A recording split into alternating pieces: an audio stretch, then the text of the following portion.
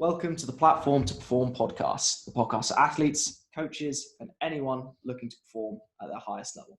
If performance is your goal, we aim to provide you with a platform to perform.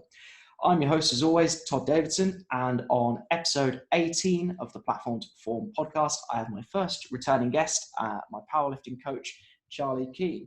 In episode 13, myself and Charlie spoke about powerlifting for the non-powerlifter, which was basically the difference between using the powerlifts as a competitive athlete versus using the powerlifts to get stronger.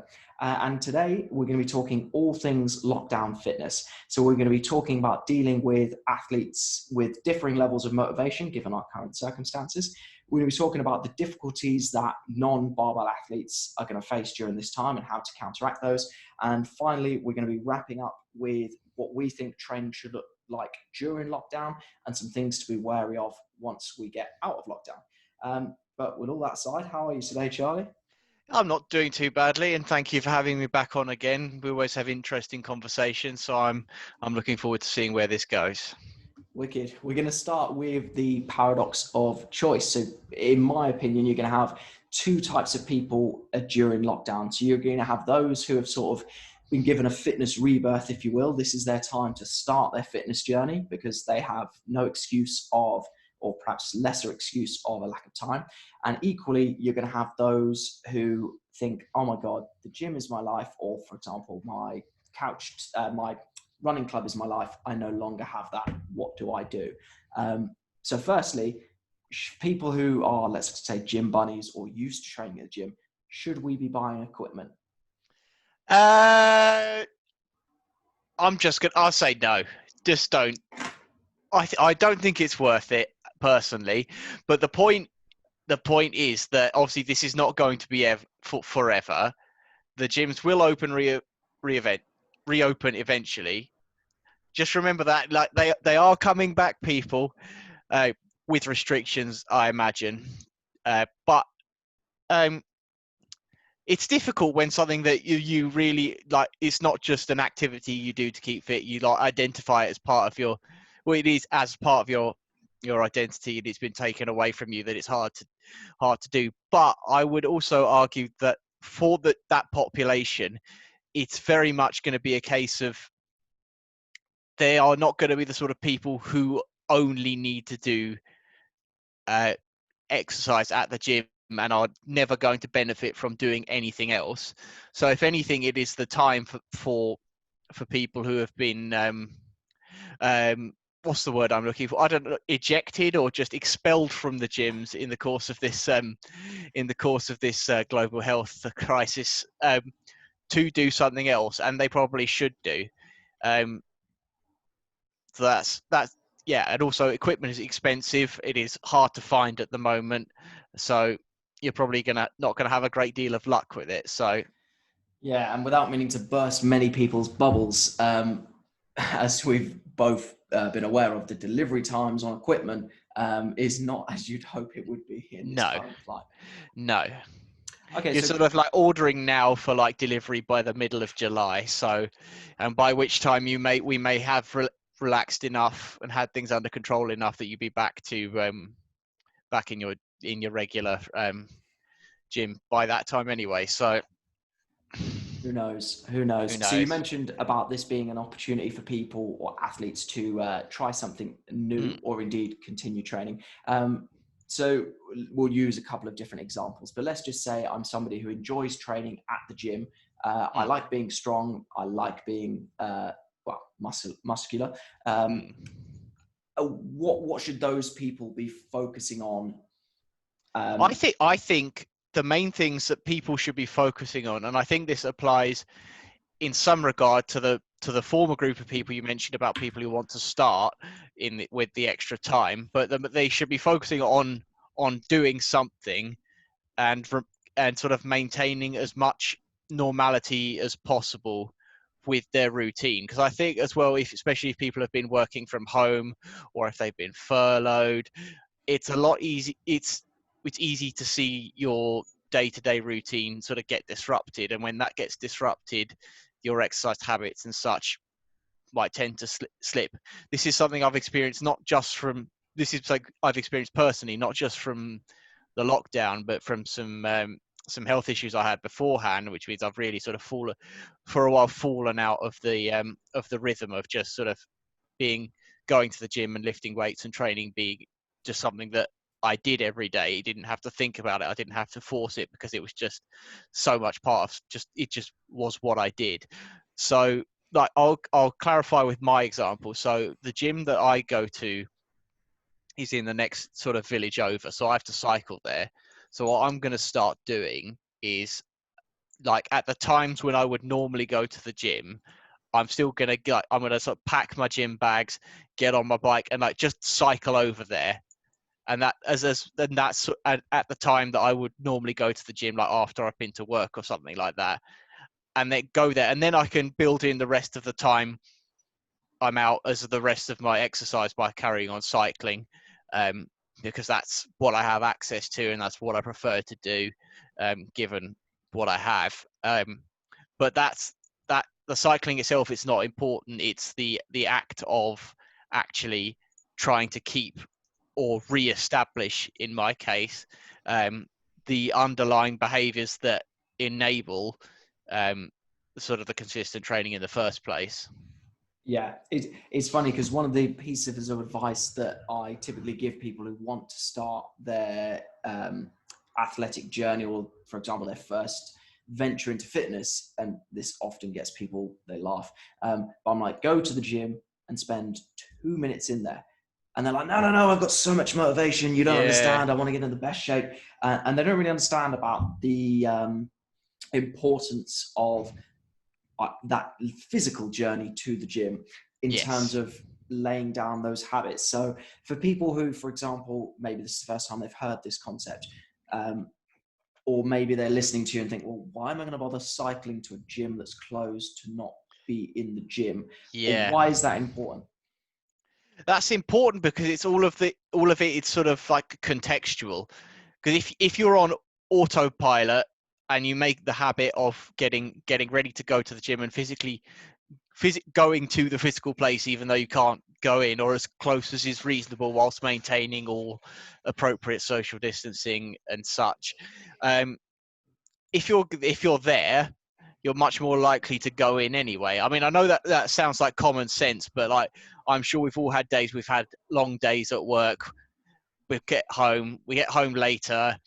It's easy. You just want to like chuck your bag down, take your shoes off and go and like sit on the sofa and just sort of mong out for the evening. But then that happens too many times, then things slip further and further and you fall out of it and you stop doing as much exercise. Whereas if it's like a habit and you get into the habit of physically doing the things, of actually transporting yourself, then it is much easier then to go to yourself, well, I'm here now, might as well do some training once the time comes that the gyms reopen, to carry on and sort of fit it back into your routine as much as possible. Yeah, and it's funny because that sort of habit loop works the same way. Like, for example, me, the first couple of weeks of lockdown, my partner will tell you that the amount of times I made myself a cup of tea, sometimes after breakfast, and think, well, I've made myself a cup of tea, might as well have half a packet of chocolate digestive biscuits. Oh, that's a lethal one. We've all been there. Yeah, the cup of tea is the trigger. How much do you think people are going to... So I'm a big... or recently my training has been very calisthenics based. I've basically tried to adopt the same principles of strength and hypertrophy and apply them into a bodyweight program. But how much do you think people are going to struggle without having to physically go to the gym? So I know, for example, we spoke about equipment, and the main, I suppose, advantage of having equipment or having a home gym, if you're lucky enough, is that in theory, you can use it all the time. The downside of that is because you can do it all the time, some people, for example, buy a treadmill off Argos and never use it. How much do you think people will struggle without having a physical place to go to the gym, if that makes sense? I think it is because there's a lot of cues that are not necessarily internal in getting you to exercise and train at the right intensity. Obviously, if there's people you train with regularly, you won't be seeing them. There's some lack of accountability in community. And like you say, if you have access to the home gym, obviously you have to be like very, very strongly internally motivated. which some people are, a lot of people aren't. So, especially like I know lots of people tend to train with training partners or friends, and having their lack of training partner could also be a detriment, even if you do have, say, the equipment somewhere in your home. If you're able to exercise anytime, then it's a lot easier to say to yourself, I can do it later. It's helpful, I think, for a lot of people to have that sort of separate boundary between home and sort of like exercise and training. I mean, obviously these are challenging times and that's not necessarily an option, but I think it generally is harder for most people to probably work out at home than it is to separate it out, build a routine around it and such. So you mentioned motivation there, and obviously it takes a lot more intrinsic motivation than what people might realize to train when literally it's on your doorstep, which kind of sounds like a paradoxical thing to say. What advice would you give? So I'll give a very personal example. So for me, competing in powerlifting, yes, I love the sport of powerlifting, but it's more, that's my sort of, on this day, I have to be as strong as possible and I don't want to embarrass myself. And that's why I'm motivated to train. Even though I never started that way, it gives me that sort of carrot to train. Now, we don't know when competitions will be returning. What advice would you give to someone like myself who finds themselves motivated predominantly by the thought of competition? I think the most important thing to think about is there are still things you can do. Obviously, you're not going to be. You've got to think basically in terms of one is always going to, like, there's going to be a rate of progress in whatever sort of like physical attribute you're trying to improve. And now, obviously, with lack of access to one's typical training facilities, that's going to be reduced. But it doesn't have to be like a negative. You don't have to be reclining. It doesn't take as much as one thinks, nor necessarily all of the equipment that one used to have access to at least stay on top of things, as it very much were in their in regards to your sport. So like, you don't want to sort of almost sort of like catastrophize your lack of progress. You think, oh my God, I cannot train. Like, it's all going to go like down the drain just because I haven't like looked at a barbell in 2 months or something like that. That's not how it's going to go down. That's just not realistic, and probably not physiologically viable, especially given the sort of timelines over which capacities like strength and muscular hypertrophy sort of decay. They decay very slowly, relatively speaking, to things like very fine motor skills, which obviously, you would see like something like a piano player who they practice for hours every day because it's fine, and if you don't, you'll get rusty very quickly. Whereas muscle, like, it's hard fought, and your body, as well as you have to work so hard to earn it in the first place, on the other side you'll fight quite hard to keep it as well. So mainly don't panic about that as well.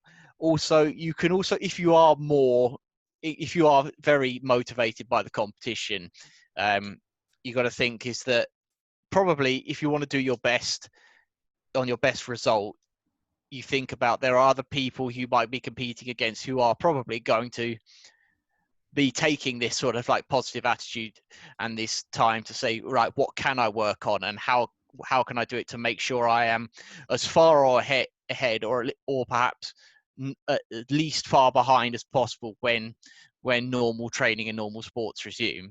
And you think, like, if he's training harder than you, you're going to lose, or you're going to have a worse time at the competition. If you're not doing what you can, you're going to have a rougher transition out of what you can do in lockdown back into your normal fitness.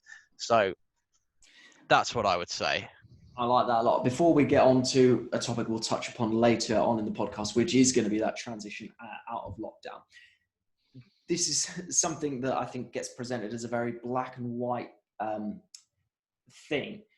Do you think that in terms of athletes' motivation, like, I almost feel a little bit guilty that, for example, now that there's no competition on the horizon, bearing in mind I obviously preach about being healthy, being strong, being fit, And now I'm sitting here thinking there's no competition. So I'll be honest, I had a week or two where I was feeling very sorry for myself. Fortunately, out of that hole now. Do you think that we almost paint extrinsic motivation bad, intrinsic motivation good? Do you think there's almost a bit of a false Yes, I think, dichotomy there? false dichotomy definitely is how I would frame that. They're not, there's neither one nor the other are necessarily bad. I think it is when one is skewed far too much towards one, that's when it becomes an issue. Like if someone is like purely extrinsically motivated, and there's often those things then involve things about of which they can't directly control themselves. So like if your motivation is to win something and you don't win it, but that's all you've got, and you can't reflect back and say, well, I trained super consistently and I put forward my best effort. But if you don't have that, then you're going to really feel the sort of like I suppose like an emotional backlog that's going to sort of hit you when you don't achieve that. But equally, like one can almost be too intrinsically motivated and see. I've seen that it's sometimes with people you have to say trust the process a few too many times, and but then like things that you want to happen, like certain things you want to hit aren't materializing. That's an issue as well, because otherwise you could be sort of so like intrinsically motivated you end up in a sort of like almost like treading water sort of situation, I think. So that's something to be aware of. You don't want to get trapped in a sort of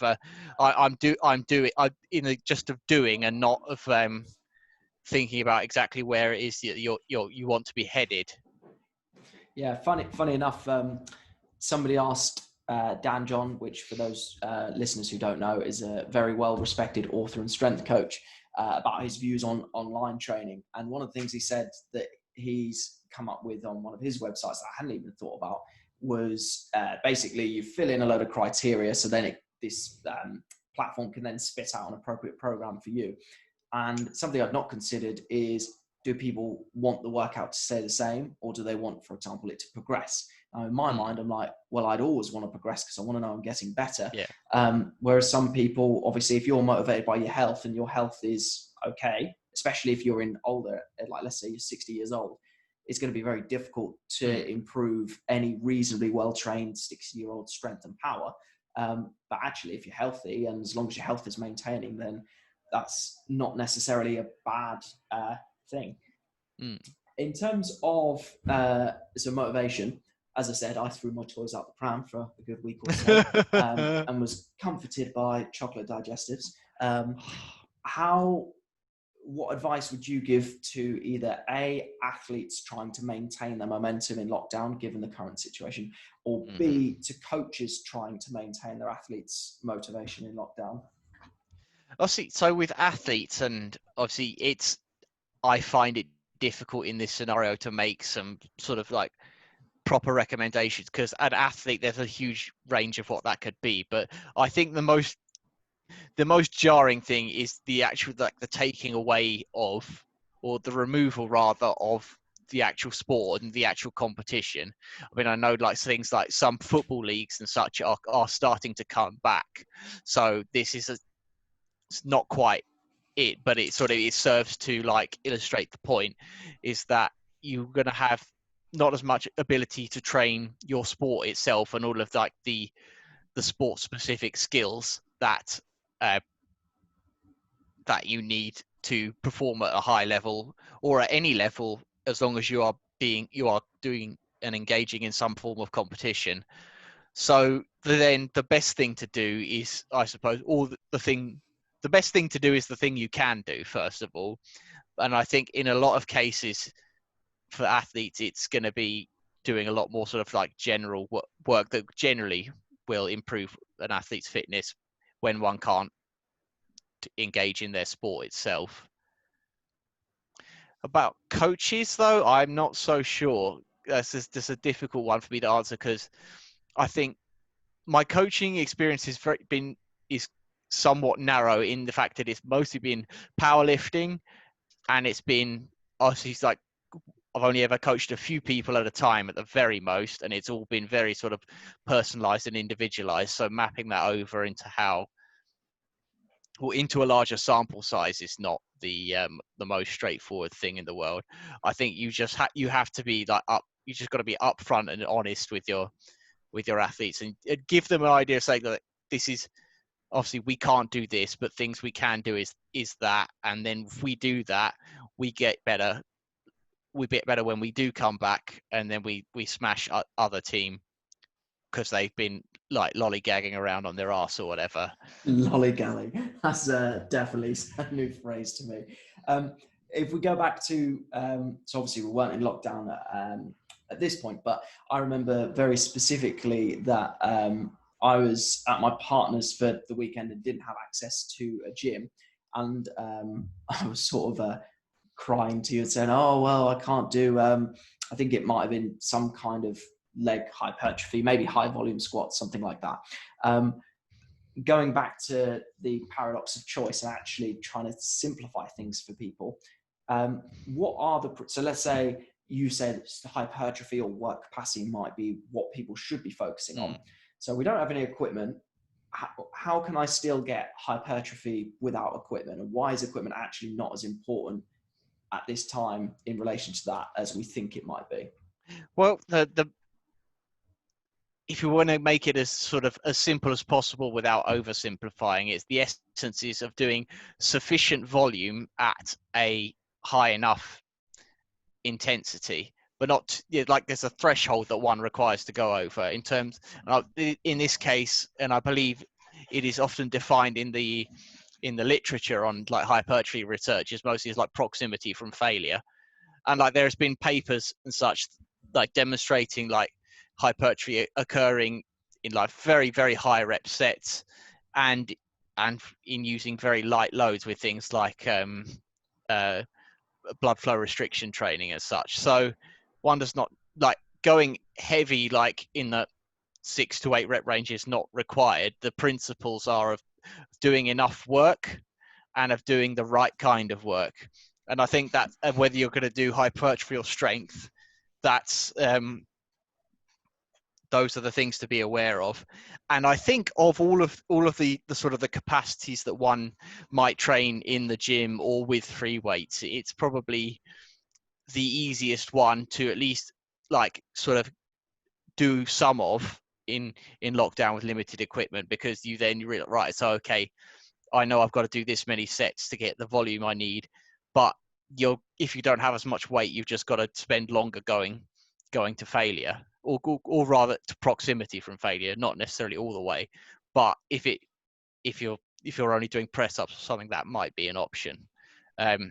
So that's the easiest one to tackle. Whereas it's not necessarily as easy, say, for the sort of strength capacities to emulate the sort of training you would do without actually having the loads and the equipment. But hypertrophy though is definitely one that can be and probably should be for a lot of people tackled with limited or no equipment. Yeah, and as you said, this is a massive opportunity. Like for someone like me who traditionally I quite like the low rep and high rest work. Some people would call me lazy. I'd call myself pragmatic. But obviously not having physical loads to be able to, for example, use the mechanical principle of mechanical tension when it comes to hypertrophy. So that is how much load you lift. So that load or that total load is only one of the 3 principles of hypertrophy. We still have 2 more, one being metabolic stress, which is basically like the burning feeling.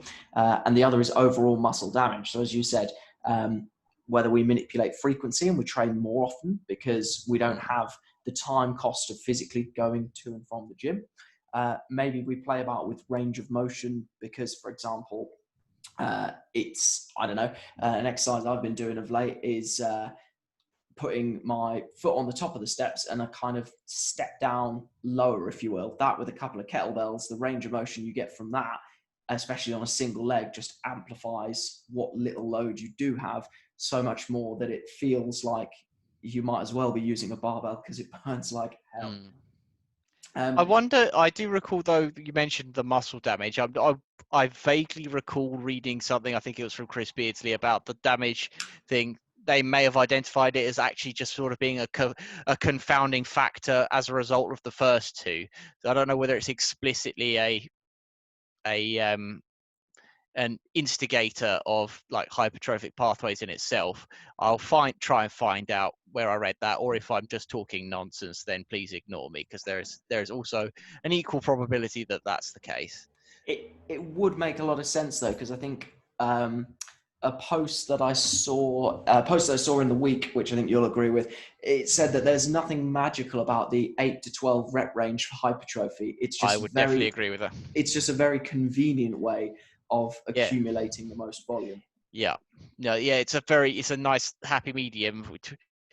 Obviously, otherwise, if you're going to do like sets of like 20 to 25 reps, you're going to be going for ages and ages. Yeah, so it's a pragmatic choice where one can accumulate lots of productive volume. Yeah, and in theory, there's a million and one ways you could achieve that volume. Yeah. And just going back to the muscle damage thing, I can certainly see the logic, because let's face it, there are so many factors, like how many reps you do, how many sets you do, how often a week you train, the range of motion you use, the time under tension. Like there's just so many confounding factors that go into that sort of mixing bowl of overall muscle damage that it's impossible to say, oh yes, it's the 8 to 12 rep range that is superior.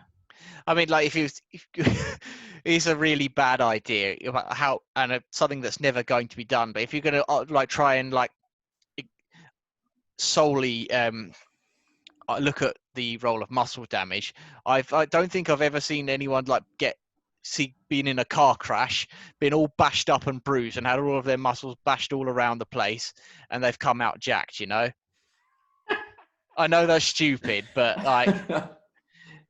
like, there could be an experiment done where it involves physically damaging muscle without being. So basically, thinking about damage without exposure to tension. Yeah, because that's how you would isolate it. Because any of the other, either of the other two, obviously mechanical tension, it's in its name. And I think anything you do like metabolic stress, you're going to have tension when you move your muscles. That's just the nature of how it works. So if you could then, you'd have to devise some sort of way of like damaging the muscles without exposure to tension to actually sort of separate it out and identify any pathways involved. Yeah. Well, here's a bit of a potentially complex question I haven't put in the show notes, so apologies for springing this on you. But something I've been thinking about for the last few weeks is the role of isometrics and as they relate to hypertrophy. Because in theory, so let's take something like a wall-assisted handstand push-up lower. So that sounds more complex than what it actually is. But basically, let's say you can't do a handstand push-up with your feet against the wall. You lower to a certain point where physically you're having to really fight hard to maintain that position and not just crumple in a heap.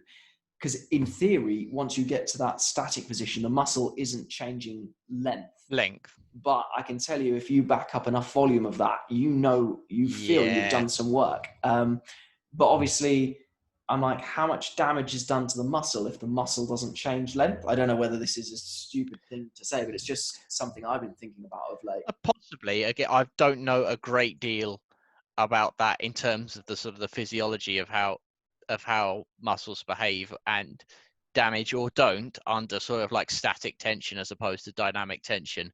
I mean, I vaguely recall seeing in one of I think it's one of Arnold Schwarzenegger's books, like the sort of history one, but there's about how sort of isometrics were very popular. It's like late 50s, early 60s. Yeah.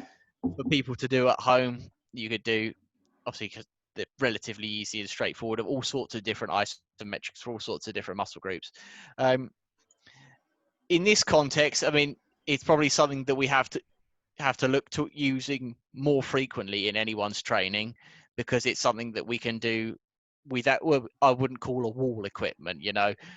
But you get where I'm going, though, right? Is the fact that we have to be more creative in our search for tension, and even if it's not quite what you're after, it's better than none at all. Absolutely. And I also think on the subject of isometric stuff, something that I've been playing around with quite a bit of success in lockdown is overloaded eccentrics. So to give a bit of context as to what they are, you basically lower a weight that you physically cannot lift back up by yourself. And as an example, my partner and I trained together, and she's literally been clambering on top of me whilst I've been lowering down into a press up. And for ages, she'll hate me for saying this, but for ages I thought, oh, it'd be really cool to be able to do a press up with 60 kilos or whatever on your back. And I was lowering down to a count of, I don't know, 3 or 5, and doing obviously low volume because you can't tolerate that much because it's in excess of your 1RM essentially. But yeah, the other day after playing around with a few weeks of heavy lowers, managed 3 reps. And you think if you add roughly what my body weight in a press up is with obviously the external load of 60 kilos, I was coming somewhere between the range of 107.5 and 117, which is, pretty much where my 117.5 is my best bench.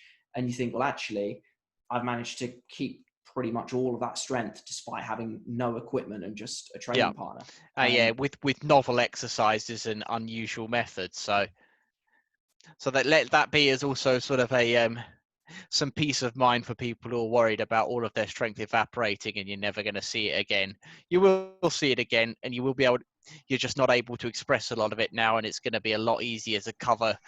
You're going to be covering ground again that you've been through before, where it's not like the first time round when you were going in completely new territory, right?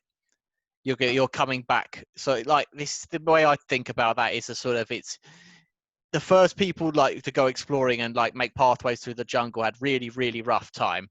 So there's all this sorts of there's shrubs and horrible animals and such that you have to sort of machete out of your way to get anywhere, and it's slow, grueling work. But then once you've been there, like some sort of path exists and you can work with that. And so even if it's going to be a while before you revisit that path, there's still going to be the outline of it there, and it's not going to be quite so heavily overgrown as when it was untouched before.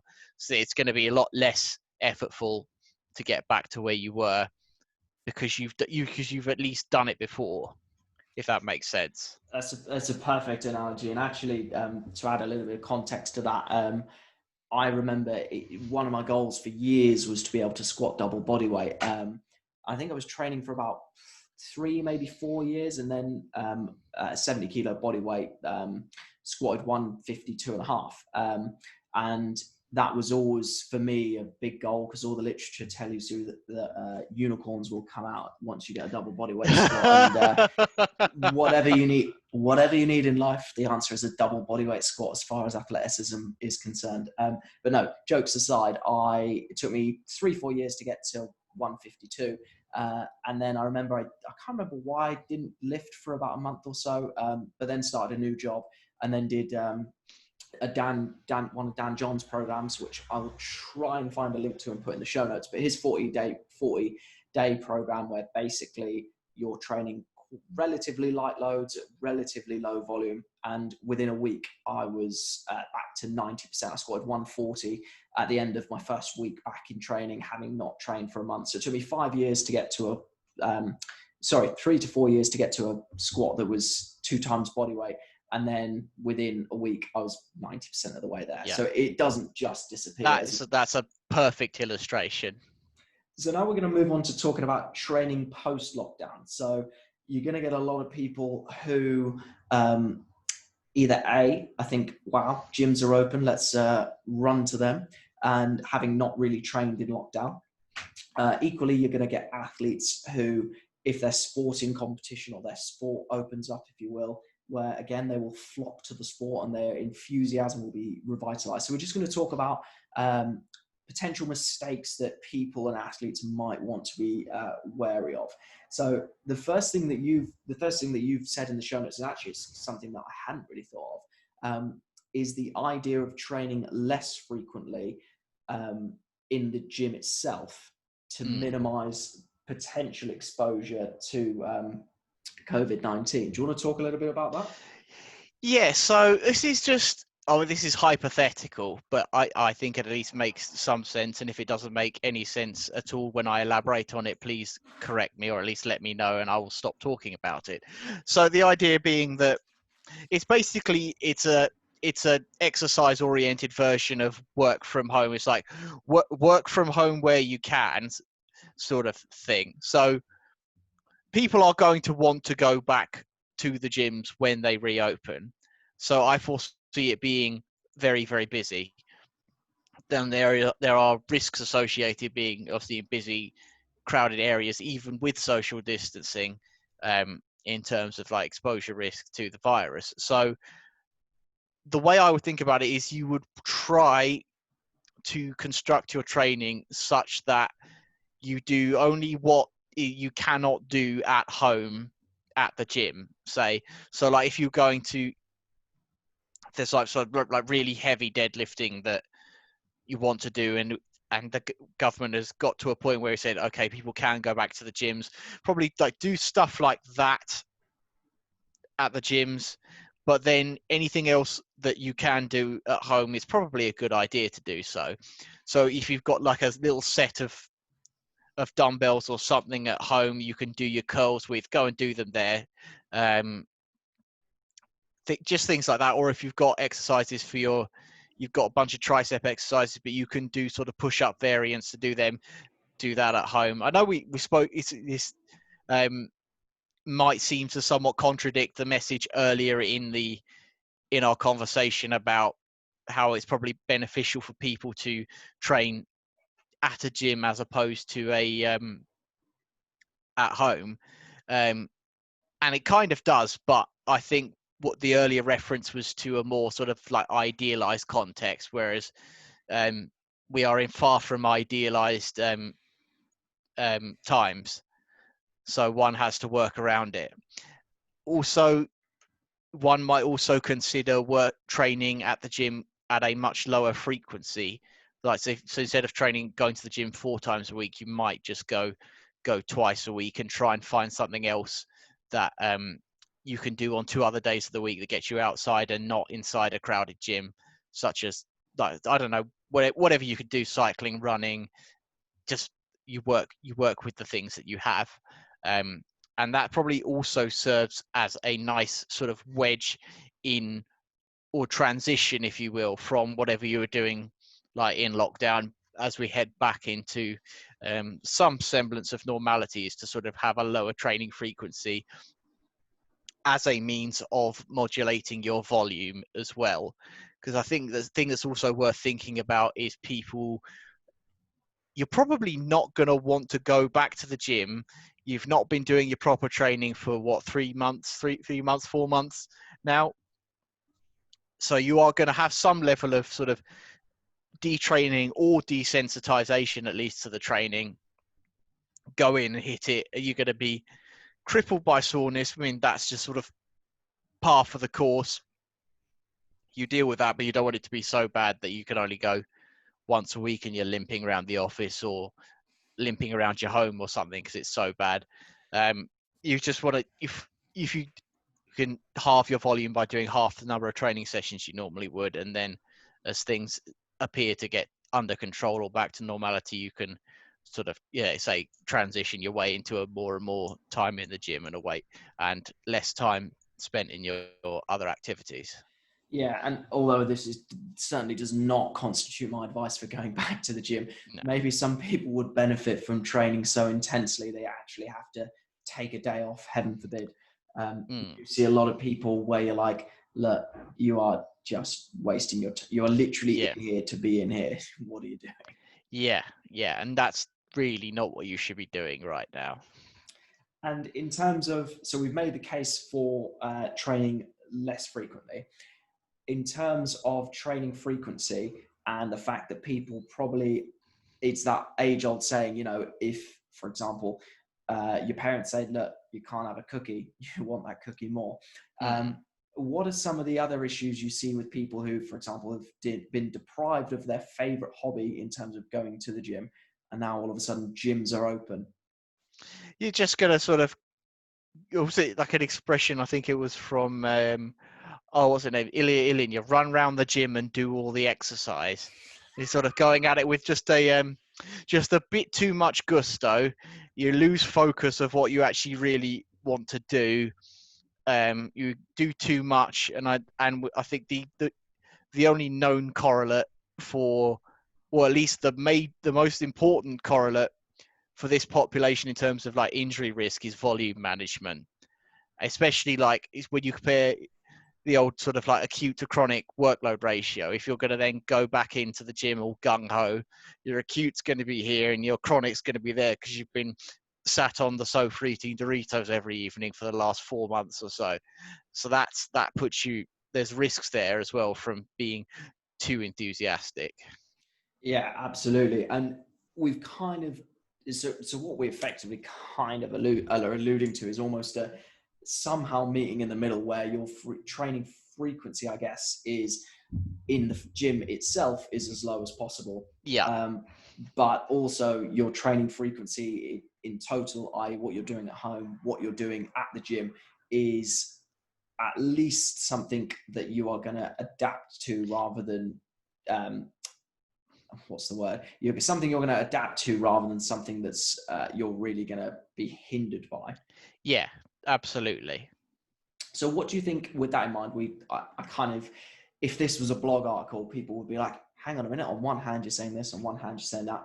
What, you can give a general overview, this doesn't have to be super specific, but what should people's training look like? Ignoring, for example, well, not ignoring, that would be the wrong word to say, but assuming ideal scenario where there is no health risks from, for example, no health risk from corona, which would be nice, but assuming that would be lovely. That would be a lovely thing, wouldn't it? Do you know what? Gym's opening, corona disappearing, just the icing on the cake. Assuming that, obviously all hypothetical, assuming that isn't a worry, and we're just talking about people returning to training from a long layoff, what should that training look like? What are some sensible steps people could take? Because obviously soreness will be part of the deal, as it always is when you return to exercise having not done a lot. What should people's training look like? I mean, it should still have some semblance to what you were doing before, but with sensible and manageable volume reductions,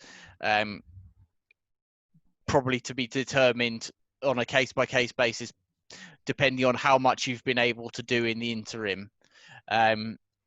You would be more inclined to sort of focus on your sort of like work capacity and just sort of really doing, if you've really detrained, almost like doing anything in a sense of just making yourself capable of doing the training you want to be doing. So yeah, it's just that sort of like work capacity. I don't actually think, like, for a lot of people that are going to be excited to go back to gyms, that aerobic fitness would be something to be worried about, because that's obviously one of the main things that people can and have been doing a lot in this interim, because you've still been able to go for a run or cycle and such. So it's almost like you've got to take a few weeks to sort of do the training to get ready for the training almost. Like you aren't just going to be able to dive back in right where you were, because there's things. It's just not. It's not a good recipe if you're going to then crush yourself and it's going to feel awful. And there's the sort of like emotional issue behind it as well, because if you're going to go in, you want to try and like lift the loads that you did before for the sets and reps you did before, and it doesn't happen. That sort of like can amplify what I alluded to earlier about the sort of like catastrophization. Like, oh my God, all my strength's gone, my muscles disappeared, I've turned into some like scrawny skeleton. What's happened? This is a disaster, sort of thing. You don't expose yourself to that. I mean, even if you know that it's happened, there's a difference when it actually sort of like physically materializes, right? When you actually experience it firsthand. So just don't like go in and try and like, I don't think it's worth sort of going back in the gym and sort of doing a 1 rep max just to see where you are or see like how much ground you've lost. Because I don't think most people aren't emotionally balanced, I suppose might be the word, or at least just sort of able to take the number as it is rather than have it as sort of a sort of like an emotional experience of say, oh God, I'm so weak now. Not just like, there's a difference between going like, my deadlift 1 rep max has gone down. That's the reality of the situation, but what that gets interpreted as, oh my God, I am weak and I'm a terrible person, sort of thing. So, I mean, that might sound stupid, but there's a lot of people like that. And for people who like to lift, it becomes part of their self, and that's how they do think, and that's how I thought for a long time. So just, yeah, don't expose yourself to that. Do the training for the training. Gradually work your way in. Focus on the general capacities, and make the most of the time that you do have access to the facilities and the equipment. I think that's an absolutely superb answer. That's probably my favorite part of this podcast episode, to be fair, because I think it's one of those situations where, like, there's several situations in life where you come across where someone tells you they did something, and in your head you're like, what good did you possibly think could come of that situation? Yeah. Like, even for example, I imagine there's probably, so in powerlifting, for those of you who have never trained the RP scale, whether it's RP or reps in reserve, something like a single RP8, so that's a single where you could have in theory have done a triple, is something that powerlifters might use regularly in their training. And you might think, okay, I'm going to try a 1RM, but I'm going to have a few reps in the tank. So I might do a single, let's say 7 RPE. And there might be people who think, well, you know what, it's not going to ruin me. I'm not going to snap myself in two doing something at 7. That might be a good idea. But the reality is, what was a 7 when you were training is probably now a 10 or even an 11. And it's funny because in regards to testing the maxes over Christmas, I think I trained like, 4 times over like a month period. And I'll be honest, I did test my 1RMs at certain relative intensities. I was quite surprised by, and obviously I'll be honest, I was quite chuffed and surprised how much of my strength I'd maintained given my lack of training. But the reality is, no matter how emotionally detached you are from that number, if you identify with the gym and if you identify with marking your progression, that situation, in my head, I think it's better off to not test it. Ignorance is bliss, and think, still have the psychology surrounding the I am X strong, whatever that means to you, than it is to be fully confirmed that you are not that strong. And then worry about it and let that sort of bad attitude bleed into your training when you return. Yes. And if there's one thing that probably everybody needs following lockdown finishing, is probably some kind of consistency. And you're not going to get that consistency by the realization that you are worse than what you were before. Yeah, you're going to get that. That's going to demotivate you, and you don't want to ruin your routines and all of that business that we mentioned and covered before. No, absolutely not. And in terms of what training should look like, I would say that it needs to look however hard you think, or however easy you think it needs to look like when you come back. Make it even easier than that. Yeah.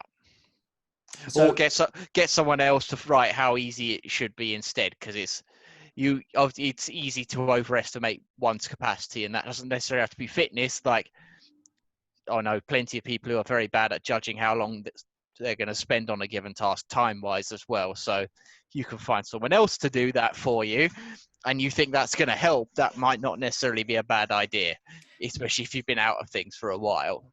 Do you think there's going to be a paradoxical Joe public perception of what they need following lockdown ceasing? So let me give you an example.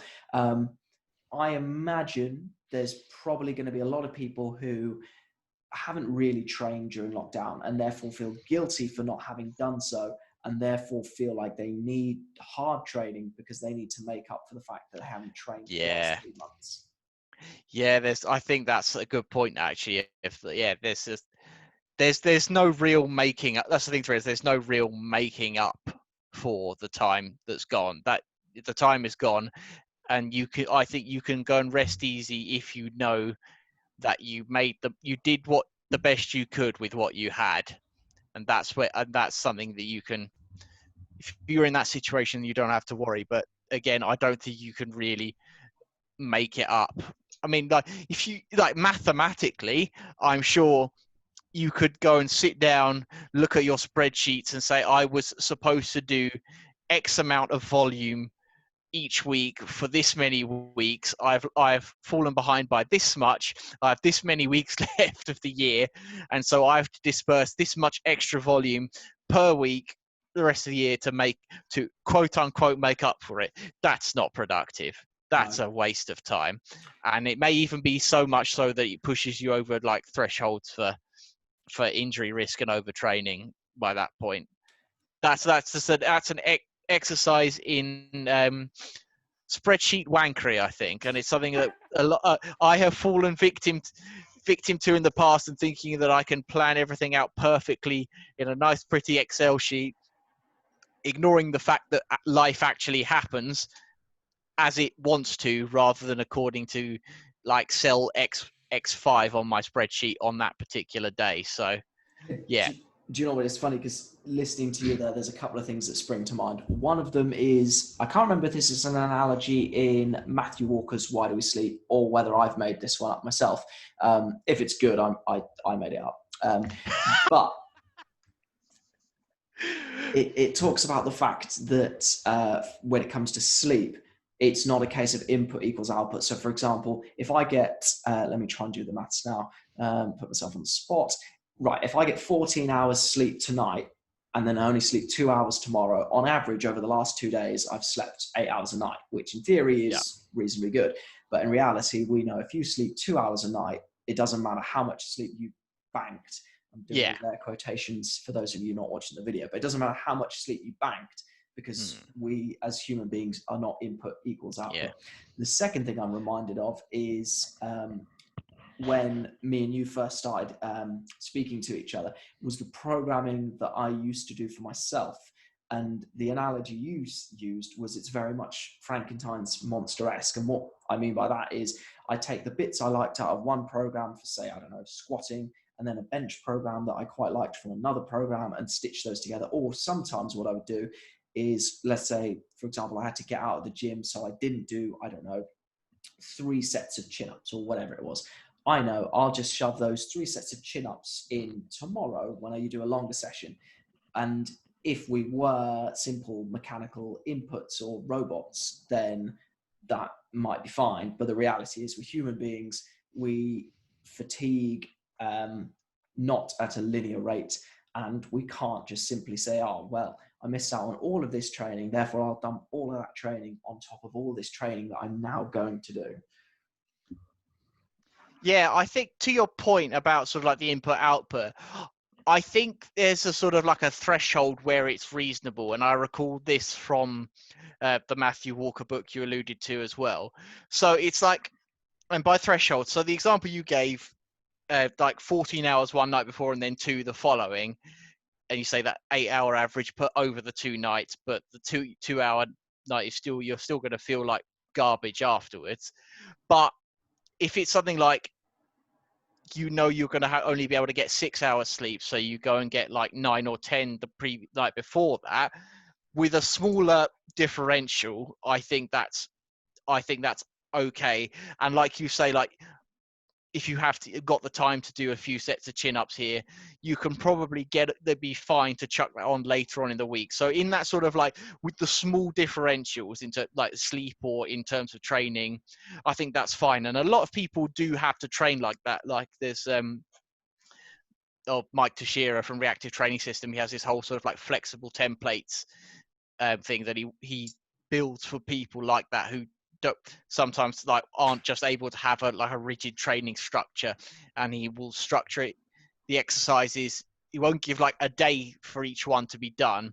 He'll give like priorities to each one. So like your A tier priorities might be like your sort of like 1 at 8 squat and 5x5 back offs at a certain percentage drop.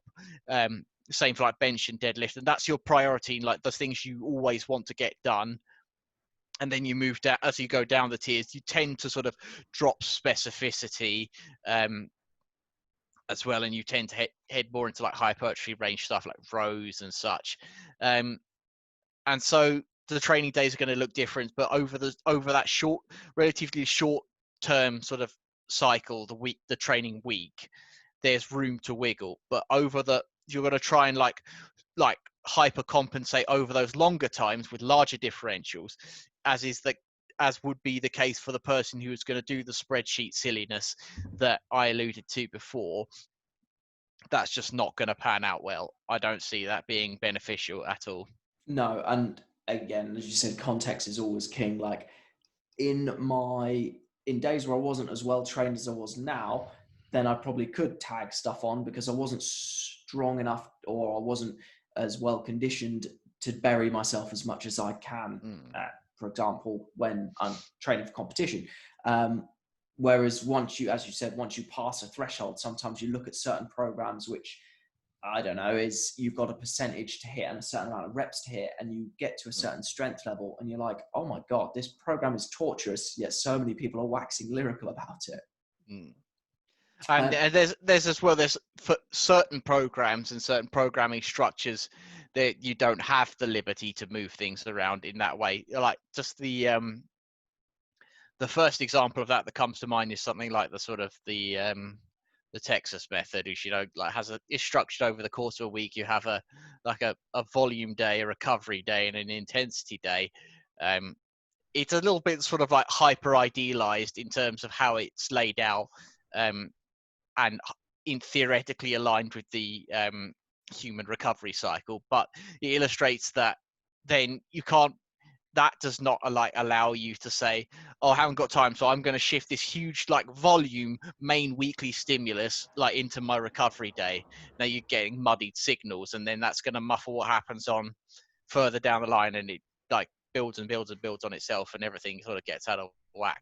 Just an illustration of you don't always have that wiggle room, and especially in things over the larger scales and more rigid structures, that's where it fails. And it almost goes back to the earlier in the podcast we said about there being nothing magical about the 8 to 12 rep range for hypertrophy. It's just convenient for volume. You've almost got to know the rules to break the rules. So you might get somebody who has, I don't know, just come out of uni or just come out of reading the textbook, and they're like, oh, well, you did sets of 4. That's not hypertrophy. Whereas, for example, someone might be like, yeah, I did a set 4. I had a 15-second rest, did another set 4, 15 seconds, another set of 4. So actually I did 12 reps technically, and I lifted a heavier weight. As a sort of like a cluster effect sort of thing, cluster sets. Yeah. And in regards to knowing the rules to break the rules. You'll get far more hypertrophy from doing sets of 4 than doing no sets whatsoever of any lifting. I think people get a little bit lost in how complicated it really is. Or how simple it should be. Indeed. In regards to some simple recommendations. So let's say this is the first time I've heard that there are even principles of hypertrophy training. There was me sitting there thinking, I had to do exercise X because this blog told me it was magic, or the quote unquote best exercise for legs. And then I couldn't do the best exercise because I didn't have a barbell to back squat. And now you're in a wheelchair. And now you're in a wheelchair. And now you're telling me I can actually potentially improve / reduce the amount of muscle mass lost. We've already spoken about the principles, but if we just speak loosely about, let's say somebody wants to create themselves a hypertrophy program in lockdown, without getting into the specifics of exercise, let's just talk through a brief overview or a broad overview of what that might look like, whether it's hypertrophy or work capacity. I think so. If you're doing, this is a sort of home oriented thing. Is that what you want to work towards? Yeah. So in theory, if I add a little bit more context, going back to a previous example I mentioned, I vaguely remember you set me something. I think it was 5 sets of 10 of some leg exercise, and I couldn't get to the gym. And you were like, well, you can do, for example, a 5-0-0 tempo Bulgarian split squat or whatever.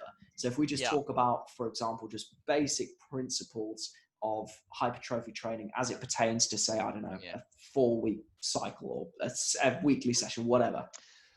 So maybe you would think about, I would think if you're training at home, you might incline towards have to do things with an increased frequency, because if you don't have loads with which to be one of the variables you adjust to accumulate volume, you're going to have more rather than having large spikes of being bigger, heavier, more intense training sessions. instead of going up there, having a longer gap, and then up again, you're going to have to do like more frequent little things. So it's going to be like I would lean towards something that is a more frequent sort of full body get up is what I would work, or it would at least be the framework that I would start with. More frequent exposures. How specific do you want to go here? Because it's difficult to say unless you're going to tell me you're going to come to me and tell me like I have been doing this and I want to do this. So okay, how far do you want to go? Okay, so let's say, for example, I just had a perfect one in my head and I've lost it. Okay, so how would I know that so how many people, for example, they'll go to a personal trainer and I don't know, they're crawling out of the gym and therefore in this somewhat false assumption that damage must equal progression, in their minds, they're like, I know I had a productive session. So if we're talking about intensity without being able to say the bar weighed X, how might that session feel in terms of knowing it was productive? So for example, if I did 10 sets of one bodyweight squat, that would not be hypertrophy, and it certainly probably wouldn't feel like it. How would I know that I'd done enough? You've been doing the right type of work to elicit a hypertrophic stimulus without necessarily you knowing the load. So it's probably going to be, you're going to be leaning towards higher rep ranges. Obviously, we've discussed before that it's not like there's a cutoff. It's like the moment you do 6 reps or more is when you start growing. Otherwise, you're just going to be like a lean string bean. You're going to grow. But the point, if you can expect to be sort of like 8 or 10 plus reps, and using that sort of like a gauge from failure probably is the having that sort of like internal measurement of intensity. If you obviously haven't got the external measurement of like a bar load, but we know that it's going to have to be at least a certain rep range and at least a certain relative intensity. So like 10 plus and 3 or fewer reps in reserve for each set. If your session is made up of that kind of work and of exercises that are probably more so, I would lean towards like more sort of compound exercises in terms of time efficiency as well, especially if you are back at the gym and you have limited time to train, or if you have decided to adopt the work out from home mantra that we mentioned earlier on in the podcast. Things like that, where you're getting a lot of bang for your buck, you're working close to but not at failure, and it's probably 10 plus sort of reps. That and with a higher frequency, especially if the loads are not as high, that's probably good indicators that you're doing the right type of work to get back for that. Yeah, I like that. And I'd also sort of add to it that, for example, over the last couple of days, I have gone back into almost a hypertrophy-esque, strength-esque bodyweight program. Whereas a couple of weeks prior, I'd designed a circuit and it was basically this exercise, this exercise, this exercise. Yeah. 30 seconds on, 15 off. And just to describe how that felt at the time, it was moderately difficult. But in the evening, if I wanted to, I could have easily repeated the circuit. So I would say that if you're doing hypertrophy stuff at home or in the gym, in all fairness, there needs to be, you don't need to be crawling out of the gym. You don't need to be not being able to walk up the stairs. But I feel like in the evening of the set day that you trained, you probably need to at least be aware that you did some work. Yes, no, that makes a good sense. If you feel like you could do it again, that's probably an indicator it wasn't quite hard enough. Yeah. And you want to say, you want to go, that was enough, but you don't want to be like a crawling, sweaty, red-faced mess either. Yeah. Again, I don't know where I've read this from or whether it's even true, but I'm sure I've read somewhere that Japanese people eat till they're 80% full.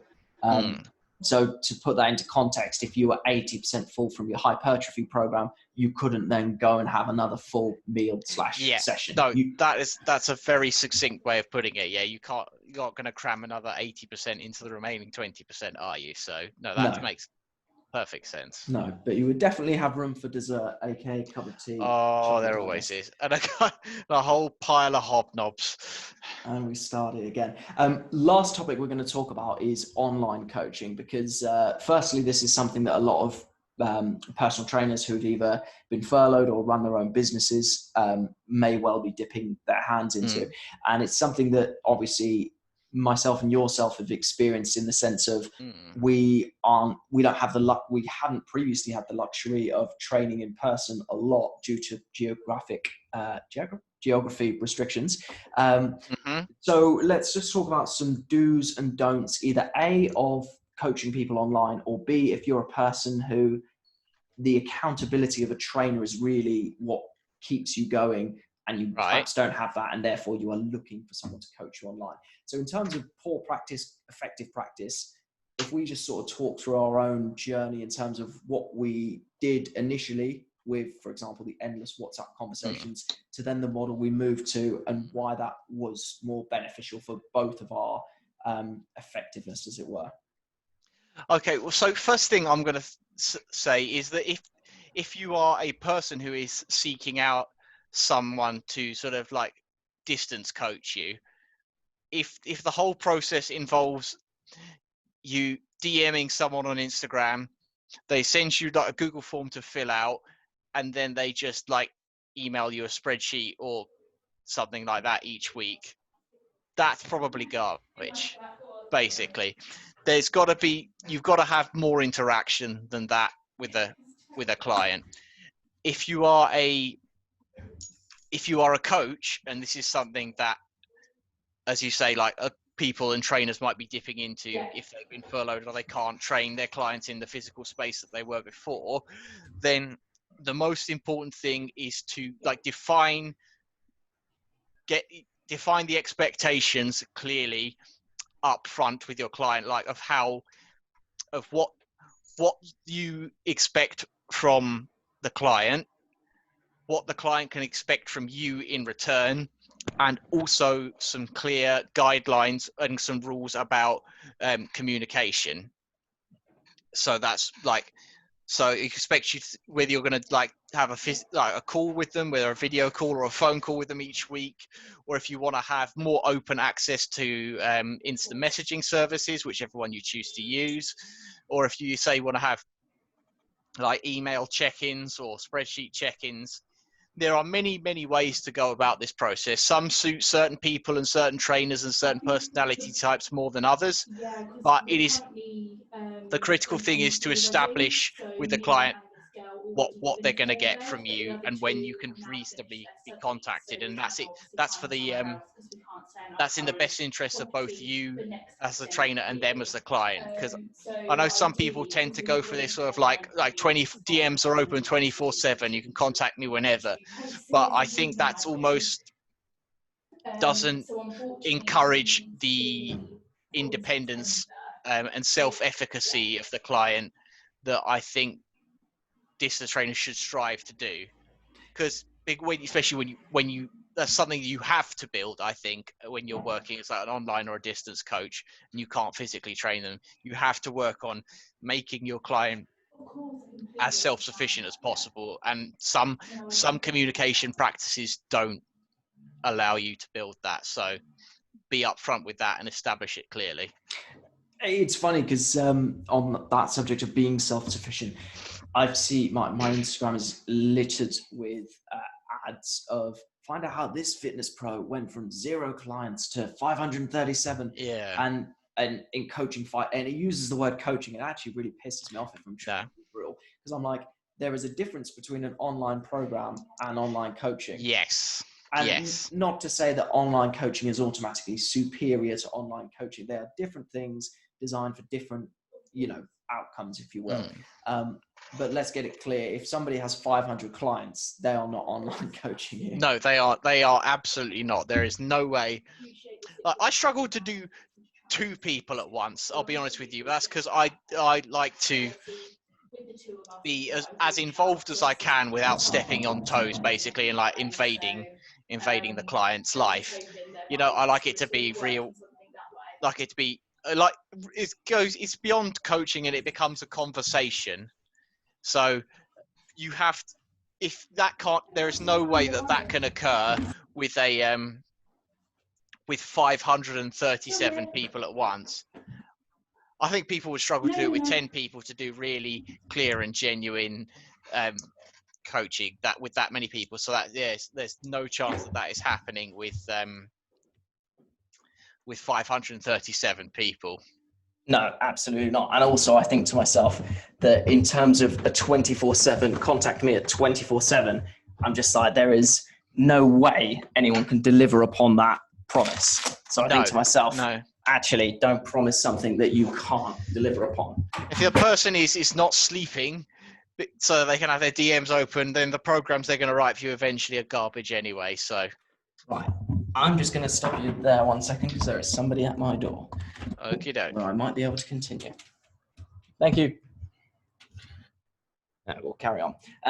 Yeah, so I also think to myself there is an element of what are reasonable expectations. As soon as you set the expectation that it's 24/7, and obviously you can't deliver on it, I just think that's poor business practice anyway. I think so, yeah. See, it's better for both the the coach, the trainer, and the client to have a clear expectation of how the communication is going to go between the two of you. Because if it's just like 24/7, it's vague, it's unstructured, and eventually may not end up getting the answers or the advice you actually need. Whereas if it's more structured, then you can actually, it works better for both of you, because then you as the coach have boundaries and when you are working and when you are not, and then the client learns to ask the pertinent questions and respect your time. I think that's certainly something that myself and yourself, or certainly I was a guilty party in our sort of coach-athlete relationship, because I would by default ask you questions that I probably could have answered myself, and therefore didn't get the most out of your sort of coaching knowledge that I could have done just by default of being available, or you making yourself available 24/7, as it were. Yeah, I agree. Yeah, it's easy to just sort of get sort of lost within an endless conversation rather than actually keeping it focused on actually getting the most out of the time and possibly money that you are paying to work with this person. Yeah, and also I think to myself, there's a difference between it's kind of I suppose the online equivalent of when you watch PTs with their clients. And don't get me wrong, you need to have a good relationship with your client to know how to get the best out of them from a training program. Yeah. But I think, and it sounds maybe a bit inhumane to think I'm only asking you questions if it relates to something that could affect your training program. But the reality is there is no need for, for example, I don't know, you to know that your client's favorite food is X. Actually, maybe there is more of a need, but let's just say their favorite. Assume we're just talking about training and we're not doing diet or anything like that. There is such a thing as scope of practice. Yes. At the end of the day, it's a scope of practice thing. You're there to be their coach for their exercise program. You do not have to be their life coach and their emotional support.